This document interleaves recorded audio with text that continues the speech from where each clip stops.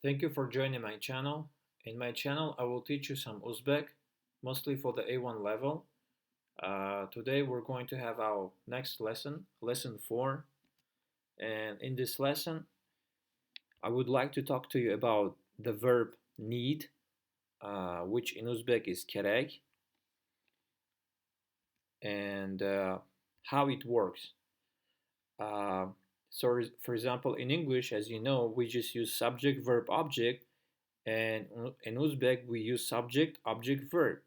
But to be specific, when you use a word kerak, you have to add uh, ga, ga particle to the subject. So it works subject plus ga, object, and kerak. Let's see the example for this sentence. Uh, Menga vaqt kerak. Vaqt means time.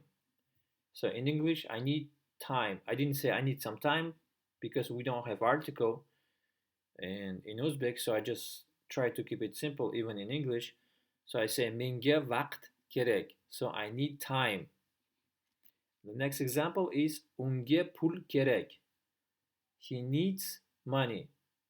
So when you use u, he or she, and when you add ga particle, you have to use n word for the u and ga. So unge means unge pul gerek. It means he needs money.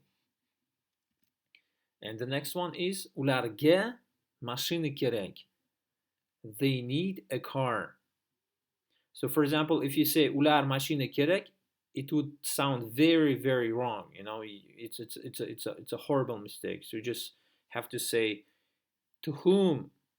Well, in English we don't say to whom the car is needed or to whom car. I mean, it doesn't make sense. So even in English, you try to if you try to say something in English based on the foreign language, uh, it all get confused. So you just follow the simple rule. So ularga subject ga object and kerak. So ularga mashine kerak. They need a car. So keep it simple. I mean, the best way of actually speaking foreign language, you have to understand the grammar clearly. If you don't understand the grammar clearly, if you don't have it in your mind, I mean, you won't actually be able to speak clearly.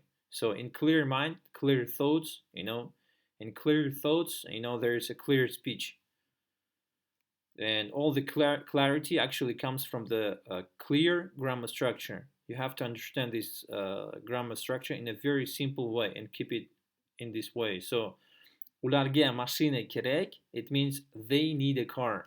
So the next one is bizge taxi kerek. We need a taxi cab. So, or we need a cab. So bus means we, but when you use kerek, you have to add ga. So bizge taxi kerek, we need a taxi cab or we need a cab. And the next one, the last one is just to make it things a little bit more interesting. We're using the previous lesson material.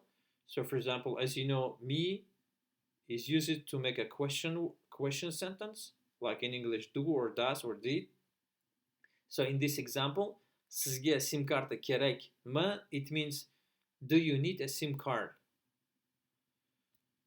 And just to finish the last sentence. So sizge SIM kartı gerek mi?